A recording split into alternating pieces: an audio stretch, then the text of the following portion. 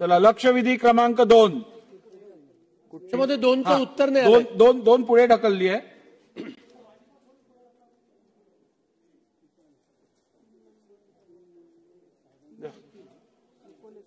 आहेत का निकोले आहेत? लक्षवेधी क्रमांक 3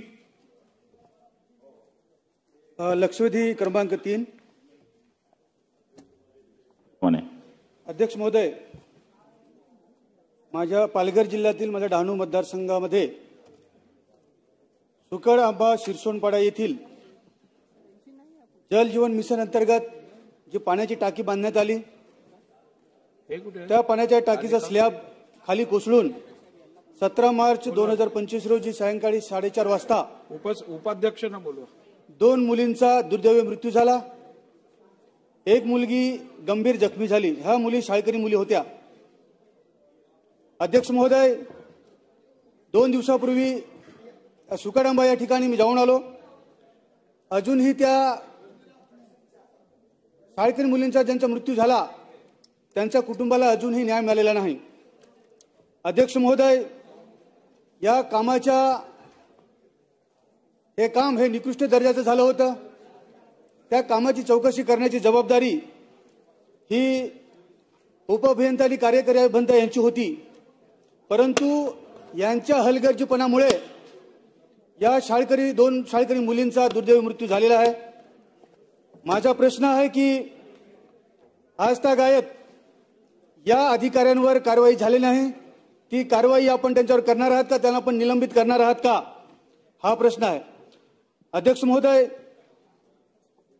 या मुलींना ज्यांचा दुर्दैवी मृत्यू झाला त्यांच्या कुटुंबाला 1.5 लाख रुपये शिक्षण विभागाकडून त्यांना रक्कम दिलेली आहे.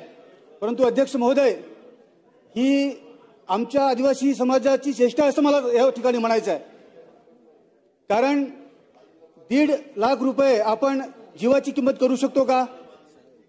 म्हणून माझा प्रश्न या ठिकाणी असा आहे की ज्या मुलींचा मृत्यू झालेला आहे त्या मुलींच्या कुटुंबाला 10 लाख रुपये हे त्यांना दिले पाहिजे, त्यांना भरपाई दिली पाहिजे, त्यांना आर्थिक सहाय्य दिलं पाहिजे. तसंच जी मुली गंभीर जखमी झालेल्या आहेत तिला 5 लाख रुपये ही त्यांना अर्थसहाय्य झालं पाहिजे. आपण देणार आहात का? हा दुसरा प्रश्न आहे. त्याचप्रमाणे ज्या कंपनीने, ज्या ठेकेदाराने हे काम घेतलं होतं आणि निकृष्ट दर्जाचं त्यांनी काम केलं, तर यांच्या हलगर्जीपणामुळे या 2 मुलींचा जीव गेलेला आहे, त्या मरण पावलेल्या आहेत. तर यांच्यावर मनुष्यवधाचा गुन्हा दाखल आपण करणार आहात का? असे माझे 3 प्रश्न आहेत अध्यक्ष महोदय. अध्यक्ष महोदय,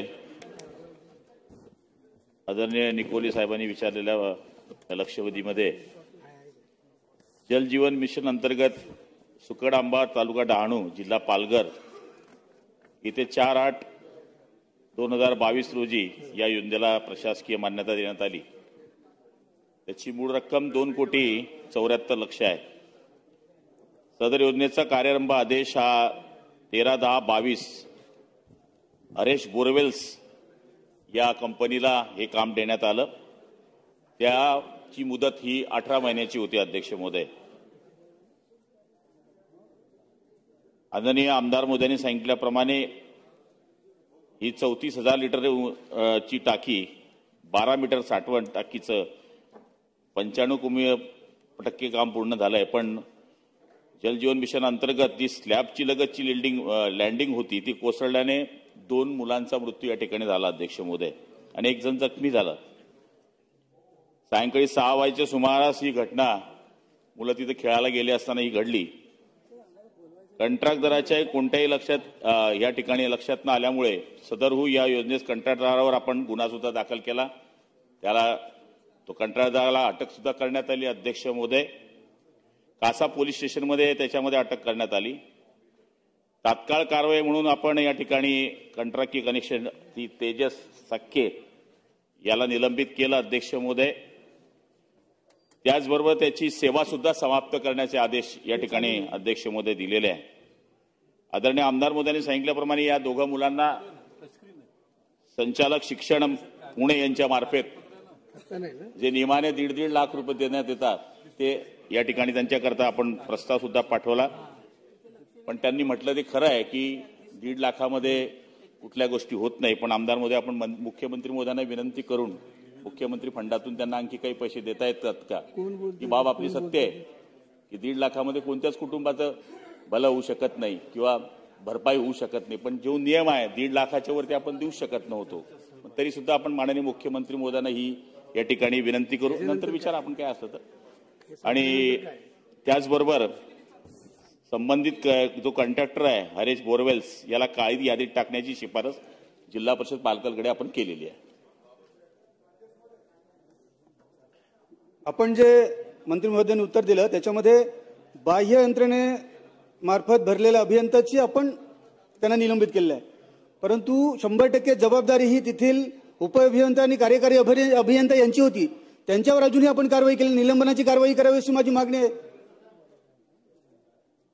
अध्यक्ष महोदय, माननीय आमदार महोदयांनी सांगितल्याप्रमाणे कार्यकारी अभियंता जिल्हा परिषद पारगर आर पाध्ये, उपअभियंता डहाणू BK शिंदे यांना मी तात्काळ निलंबित करीत आहे.